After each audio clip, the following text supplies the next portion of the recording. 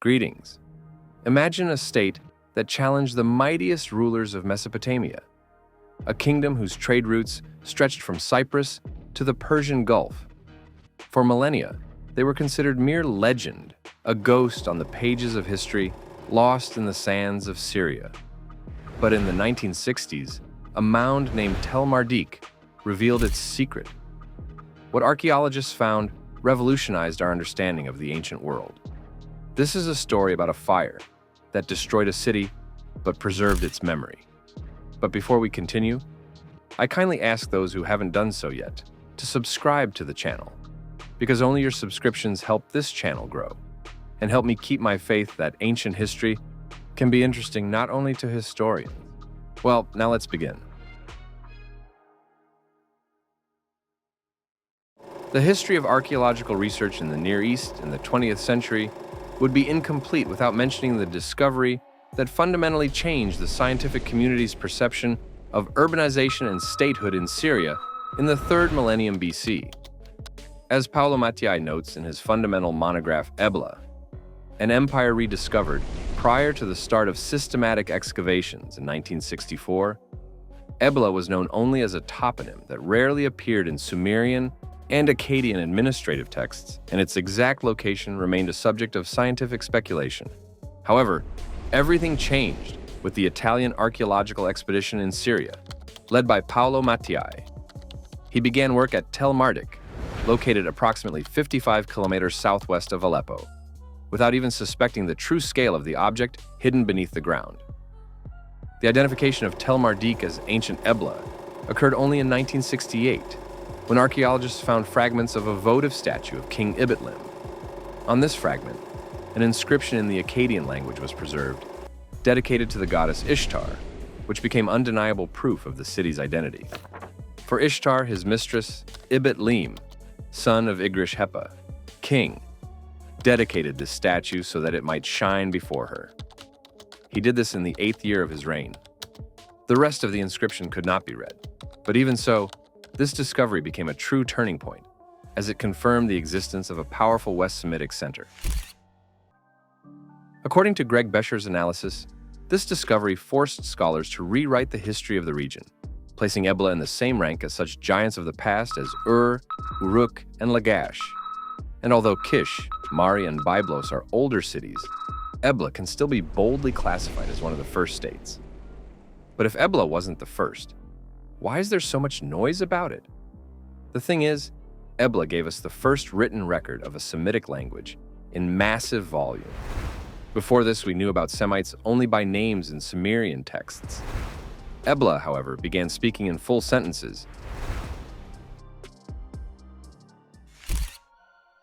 The language of the texts, now known as Eblaite, became a subject of intense scientific debate immediately after its decipherment. The main question lay in its genealogical affiliation within the Semitic language family. Prominent Assyriologists, such as Ignace Gelb and John Huinergaard, reasonably argue the position that the Eblaite language belongs to the East Semitic branch, being related to Akkadian. Huinergaard points to the morphological similarity of verb systems and common lexical features that distinguish East Semitic languages from West Semitic ones. Gelb even considered Eblaite as the oldest dialect of Akkadian. In contrast to them, the mission's first epigraphist, Giovanni Pettinato, classified Eblaite as an old Canaanite language of the West Semitic group, close to Phoenician and Hebrew, relying on lexical parallels and Ebla's geographical location. The modern position is more nuanced. It is believed that the Eblaite language is closely related to Akkadian in its grammatical structure, but underwent significant influence from a West Semitic substrate, especially in vocabulary and proper names. Why is this important at all? Well, mainly because through vocabulary, scholars try to establish the origins of the Eblaites themselves.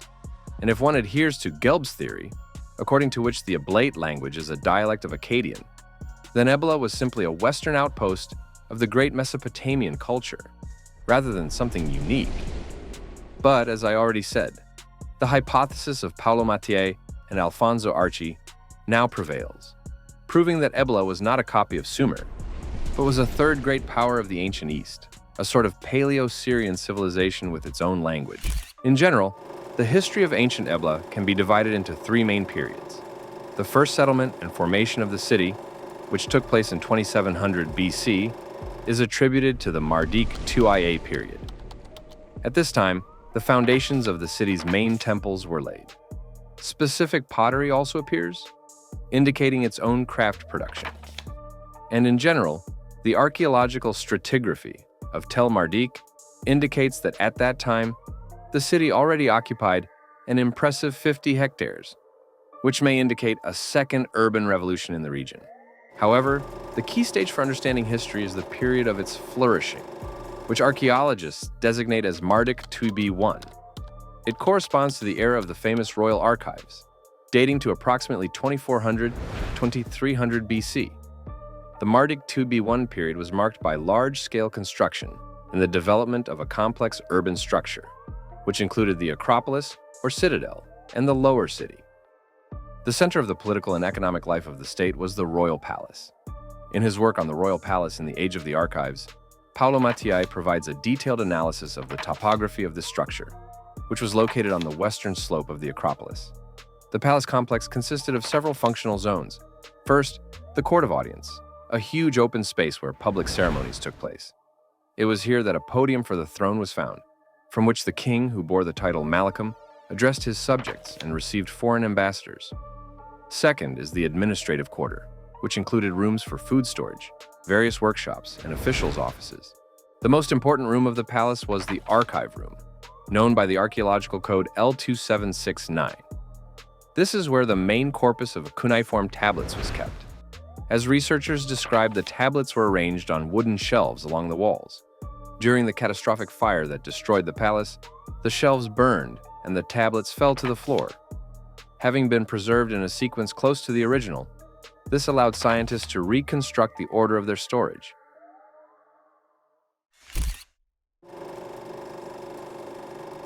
The discovery of the archive itself happened in 1974–75 and became a real sensation.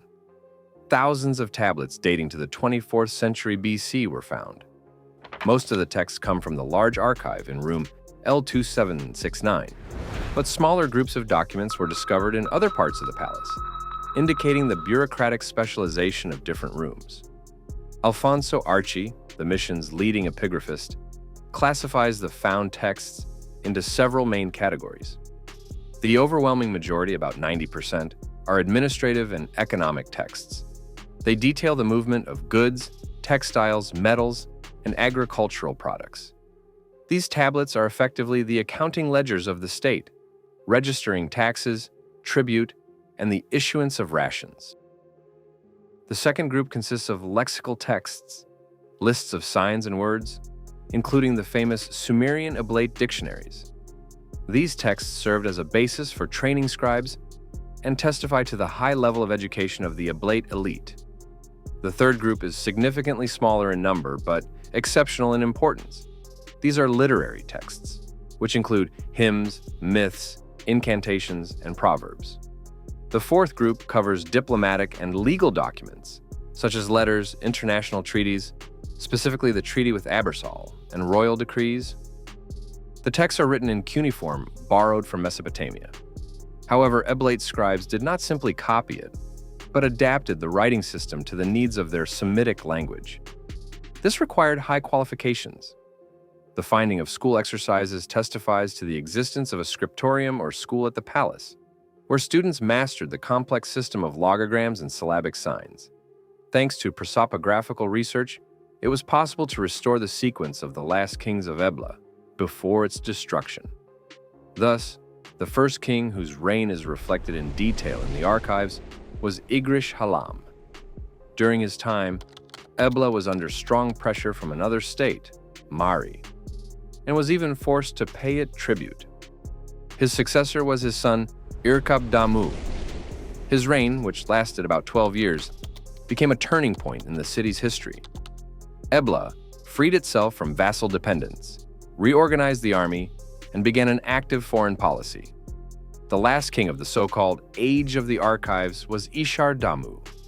His long reign, which lasted about 35 years, was characterized by stability and the dominance of powerful viziers at court. An interesting fact is that in Eblaite texts, the Sumerian sign En was used to designate the king, which was read as Malachim, whereas the sign Lugal, common for Mesopotamia, in Ebla, designated high officials or governors of subject kings. Relations with the city-state of Mari on the Middle Euphrates were generally the main axis of Ebla's foreign policy. This conflict, which can be called the First 100 Years' War, had deep economic grounds, the struggle for control over trade routes, timber, and metal. Although this trade route did not have a single modern name, historians often call it the Euphrates trade route, which was the main artery of the ancient East. Thus, grain and craft products from southern Mesopotamia were sent along the Euphrates, either west to Byblos or north to the Taurus Mountains. So it turned out that Mari controlled the river. The rulers of Ebla controlled the overland routes and wanted to trade with Sumer directly or dictate their prices, bypassing Mari's customs. So this war was not one of extermination. It's not personal, Sonny. It's strictly business. A unique testimony to the diplomatic practice of the 3rd millennium BC is a document known as the Treaty between Ebla and Abersal. This text is the oldest surviving diplomatic treaty in history. The treaty clearly defines zones of influence, listing the cities under its control, which indicates Ebla's dominant position relative to Abersal. Thus, according to this document, Ebla received the right to unimpeded trade and movement along river routes. The text ends with a chilling call to the gods Shamash and Adad to punish the party that violates the agreement. Whoever curses the king or curses the gods shall die. Archaeological finds also confirm Ebla's wide international contacts. Alabaster and diorite vessels, with the names of Egyptian pharaohs, Khafra and Pepi, were found in the palace, indicating direct diplomatic as well as trade exchanges with Egypt. Contacts with the city of Kish in Mesopotamia and the city of Nagar in the Kabur region are also documented. If we talk about the economic model of Ebla itself, it was based on centralized control of resources by the palace. Lucio Milano describes this system as a palace redistribution economy. The palace accumulated resources through taxes and its own farms, and then distributed them in the form of rations for the dependent population and officials. The economy was held not on gold, but on 3 whales that ensured life itself. The first and most important was barley. It was the monthly currency, the basis for bread and beer, without which no worker could survive. Once a year, wool was added to this. Receiving their bundle of wool, a person received not just future clothing, but real capital that could be exchanged for other goods. And of course, oil, the liquid gold of antiquity, which was used for food, in lamps for lighting, and could even be used instead of soap for body care. Of course, not everyone was equal. At the top of the pyramid, the royal family and nobles received not just food, but luxurious banquets with meat and wine. Slightly lower stood the middle class. These were officials and craftsmen who had a stable ration for their families. Men performed the heavy labor, but weavers were the true engine of the economy. Thousands of female weavers worked in palace workshops, creating famous fabrics for export. If we talk about religious life, it was polytheistic and syncretic, combining local Semitic deities with Sumerian and Hurrian elements. Thus, the main patron god was Kura. He is specific to this region and is not found in other major Semitic pantheons. Kura, together with his wife Barama, was considered the divine patron of royal power. Another important figure was Dagon, the god of fertility and grain, who was worshipped in Ebla as the Lord of Canaan. The goddess Ishara and the war god Reshef were also honored. For the inhabitants of ancient Ebla, the death of a king did not become a full stop in the history of his reign. On the contrary, it was merely a transition to a new, higher status. After all, in the imagination of the Eblaites, power never belonged exclusively to the living. The living ruler bore the title En, and he was only a temporary administrator, an earthly manager of the state. But as soon as he died, his name and documents received the prefix Dingir, which meant his transformation into a deity. Dead ends became powerful guardian spirits. on whose mood the harvest, victory in war, and the general well-being of the city depended. To ensure this connection, a complex and majestic ritual existed. When a new king ascended the throne, his legitimacy was not confirmed by the signatures of officials or the shouts of the crowd. The real coronation took place in the silence of mausoleums outside the city walls, where the royal couple set off on a ritual journey. They carried generous gifts with them: the finest fabrics, sacrificial sheep, and precious oil to feed the statues of their predecessors. It was a kind of mystical contract. The living pledged to honor and feed the dead, and the dead, in turn, gave the living the right to rule and protected them from misfortunes. In this sacred drama, the queen, or malikdom, played an extremely important role. She was not just the ruler's wife, but acted as a high priestess, without whom contact with the afterlife was impossible. During ceremonies, the king and queen personified the divine couple, the god Kura and the goddess Barama, patrons of the royal house. Dressing in ritual robes and repeating the actions of the gods, earthly rulers seemed to merge with their heavenly prototypes, becoming a living bridge between history and the present. Later, already at the final stage, hypogem tombs began to be built literally within the palace itself. Living literally above the heads of one's ancestors was considered the norm and even a necessity. This created a sense of continuity of power. In the throne room, the king was never alone, for beneath his feet, in the darkness of the tombs, those who built this majestic state were always invisibly present. The end of the period of prosperity came suddenly as a result of a brutal assault and fire that turned the palace into ruins. Ironically, it was the fire that baked the clay tablets, preserving them for history. The question of the dating and the culprit of this event is one of the sharpest discussions in archaeology. The Akkadian king Naram Sin, or Naram Suen, grandson of Sargon, boasted in his inscriptions that never before had any king destroyed Armanum and Ebla. This gave grounds for many researchers to initially attribute the destruction to him and date this event to around 2250 BC. However, Paolo Mattiai argues that the destruction happened earlier, around 2300 BC, and links it to the campaigns of Sargon the Great, the founder of the Akkadian Empire, who also claimed the conquest of Ebla. Recent radiocarbon studies of samples from the destruction layer confirm the early date, that is, the range between 2350 and 2300 BC, which makes Sargon the most likely destroyer of the first Ebla.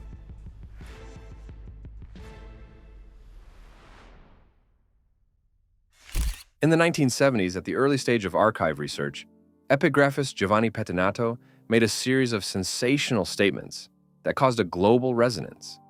He claimed to have found the names of biblical patriarchs in the texts, such as Abraham and Eber, as well as mentions of the cities of the plain. Pettinato also pointed to allegedly monotheistic tendencies in Ebla, citing the change in proper names. However, these statements were carefully checked and refuted by subsequent scientific research. Alfonso Archi proved that the toponyms Pettinato read as Gomorrah are actually other cities in Syria and Mesopotamia. The element Yah in names turned out to be merely a diminutive suffix, not the name of the god Yahweh. And the text interpreted as a creation hymn turned out to be a complex and poorly preserved Sumerian text that is unlikely to have any relation to biblical cosmogony. Today, the scientific consensus is that there is no direct link between Ebla and biblical events, but Ebla provides a unique context for understanding the Semitic world from which biblical traditions later grew. Friends, thank you for watching this video to the end. If you liked it, please like it. If you are not subscribed, please subscribe.